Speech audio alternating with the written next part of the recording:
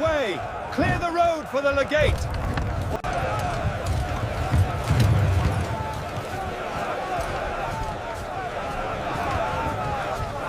Secure the mooring lines. Heave! Bring the grain up!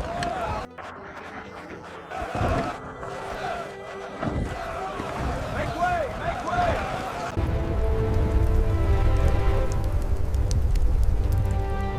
Take a deep breath. Can you smell that? That is the scent of wood smoke, exotic spices, and the sweat of 1,000,000 people. The year is 100 CE, and you are standing at the gates of the undisputed center of the universe, Rome. Forget the silent white ruins you see in museums.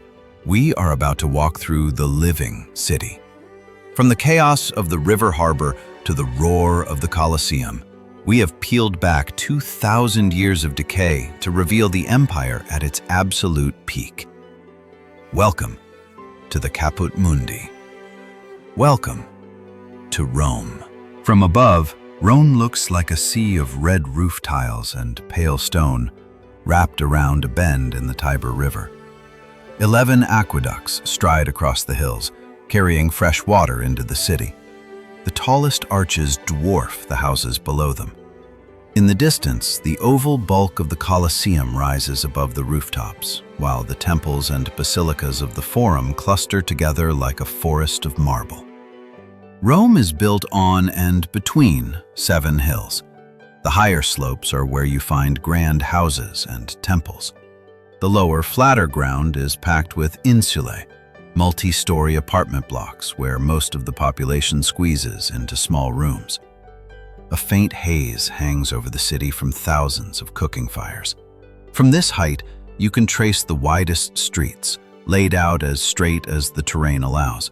These main arteries carry traffic, parades, and processions. Between them, the city dissolves into a tangle of narrower lanes and alleys where light and air are scarce.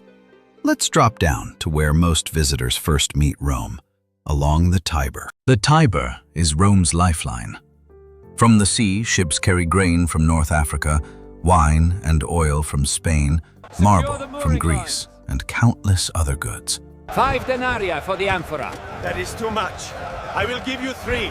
At the river harbor, Make way, barges move are aside. pulled against the quays. Dock workers in short tunics form human chains to unload heavy clay amphorae. The stone along the water's edge is slick with years of spilled oil and river mud. The air smells of wet rope, fish, and smoke from nearby workshops. From here, goods move into the city. Some are loaded onto 2-wheeled carts pulled by mules or oxen. Others are carried on the backs of slaves and hired porters. The main roads leading away from the river are wider than most, just enough room for carts, pedestrians, and animals to jostle past one another. Ahead stands one of the city gates. Traffic slows to pass under the arch, watched by guards and tax officials. The gate towers above you, decorated with inscriptions and reliefs that remind everyone who built and controls this place: the Roman state and the emperors who rule it. Step through, and the noise of the city closes around you. Watch your step, citizen. Fresh spices from the east coming through. Inside the walls, the streets tighten. On the main thoroughfare, stone paving slabs are worn smooth by years of cartwheels and sandals. Shop fronts open directly onto the street. Bakers, taverns, barbers, tiny workshops hammering metal or shaping leather. These central streets are deliberately wider. They carry heavy traffic and also serve as routes for religious festivals and imperial processions. At set times, wagons are banned to prevent total gridlock. Much of the heaviest hauling happens at night, when most people are asleep. Steady, you brutes. Pull. Heave. Move on now. Turn off into a side alley, and the city changes. Upper stories jut out over the lane, sometimes so close that neighbors across the street could shake hands. Laundry hangs between buildings. The light here is dim even at midday, and the air feels heavy. Underfoot, the street is uneven. There might be a raised curb to keep carts out and to keep pedestrians above the worst of the filth when it rains. But open drains still carry waste away, and the smell of sewage and rotting scraps is hard to ignore. Follow the flow of people, and the cramped streets open suddenly into a bright, stone-paved space. The Forum Romanum, heart of public life in Rome. Around you rise temples dedicated to ancient gods, basilicas that serve as law courts and meeting halls, and the Curia, where the Senate still gathers. Statues of past generals and emperors stand on high pedestals, their names carved into marble. The space itself is carefully designed. It's broad enough to hold crowds for speeches, trials, and ceremonies. Paving stones are tightly laid to keep mud at bay. Porticos along the edges offer shade and places to walk and talk out of the weather. Here, politics, religion, business, and rumor all mix. A magistrate announces a new edict. Orators shout to draw a crowd. The grain subsidies must be maintained. We cannot afford it. The Germania campaign is too costly. By order of the Emperor, make way! Scribes write letters for those who cannot read or write. In every direction, inscriptions remind you who has paid for which building or monument. Wealthy families and emperors use stone and space to make their names last longer than their own lives. Leave the Forum and follow another broad avenue, and the city's most famous building looms ahead, the Colosseum, or Flavian Amphitheater. From the outside, it's a mountain of stone arches and columns. On days of games, crowds stream toward its entrances, citizens in togas, soldiers off duty, women and children, vendors carrying baskets of food and drink. The noise grows louder the closer you get. Inside, the space opens into a giant oval bowl. Tier upon tier of stone seating climbs above the sand of the arena. People are packed shoulder to shoulder, fanning themselves in the sun, calling to friends, shouting for their favorite fighters. Today's show might include animal hunts, staged hunts in artificial scenery, and gladiatorial combat. We won't dwell on the violence, but it's important to remember what this means for power. For the emperors, games are a tool. They display the wealth of the state, feed and entertain the city's poor, and remind everyone that Rome commands both men and beasts. The cost in money and lives is enormous, but for the people in these seats, the games are a way to feel part of something vast and unstoppable, the empire itself. Step back out of the amphitheater and wander away from the main roads, and you find yourself again in the everyday city, the maze of insulae and back streets where most Romans live. An insula is an apartment building, sometimes 5 or 6 stories tall. The ground floor usually holds shops and taverns, brightly painted and open to the street. Above them, wooden balconies lean out over the lane. From some hang cages with birds, from others, laundry or nets. Apartments on the lower floors are more expensive. They might have 2 or 3 small rooms and a window onto the street.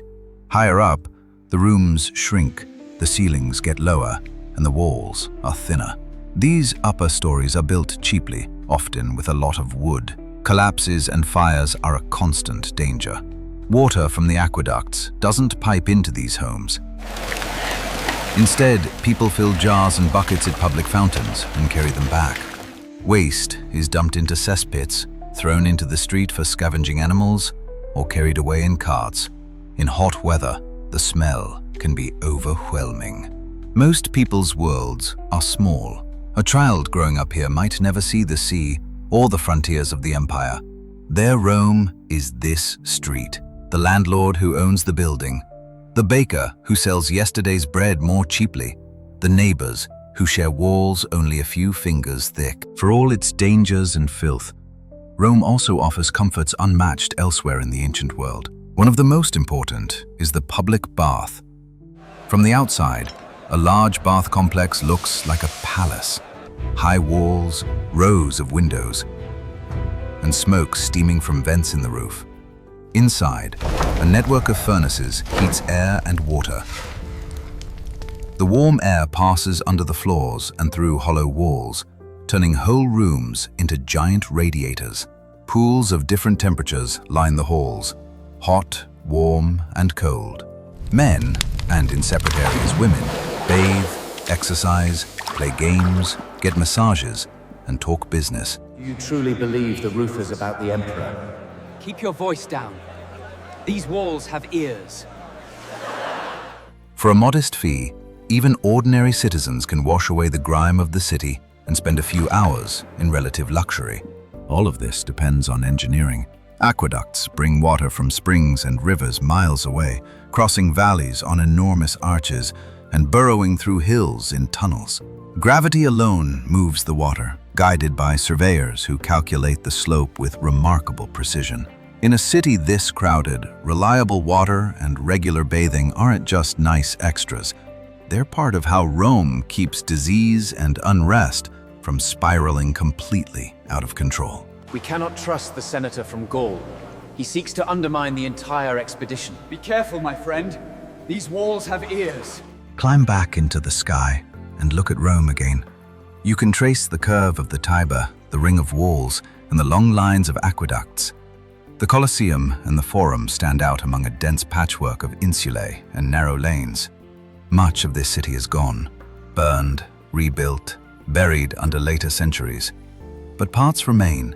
Walk through modern Rome today, and you still pass the Colosseum's arches, fragments of the Forum, sections of ancient roads that lie just a little below modern street level.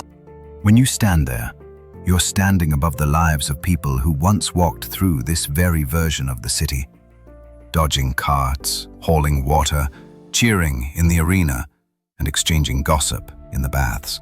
If you'd like to walk through another ancient capital, I've reconstructed more cities from history. You can continue your journey right here.